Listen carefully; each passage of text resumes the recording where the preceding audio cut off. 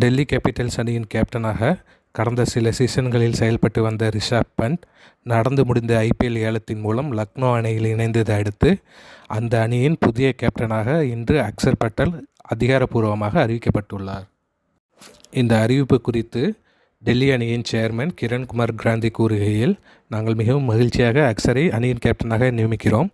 அவர் 2019ஆம் ஆண்டு முதல் அணியில் முக்கிய நபராக பங்கு பெற்று வருகிறார். கடந்த 2 சீசன்களாக அவர் துணை கேப்டனாக செயல்பட்டார். அதில் நாங்கள் முழு திருப்தியுடன் தற்பொழுது அவரை கேப்டனாக நியமித்துள்ளோம் என்று கூறியுள்ளார். தொடர்ந்து பேசிய அக்சர் பட்டேல் தன் மீது நம்பிக்கை வைத்து அணியின் கேப்டன் பொறுப்பினை வழங்கிய உரிமையாளர்களுக்கும் பயிற்சியாளர்களுக்கும் தனது நன்றியை தெரிவித்துள்ளார்.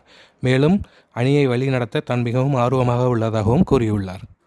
டெல்லி அணி 2025 ஐபிஎல்லில் தனது முதல் போட்டியினை மார்ச் 24ஆம் தேதி விசாகப்பட்டினம் மைதானத்தில் லக்னோ அணிக்கு எதிராக விளையாட உள்ளது. அந்த அணியில் ரிஷப் பண்ட் கேப்டனாக நியமிக்கப்பட்டுள்ளார் என்பது குறிப்பிடத்தக்கது.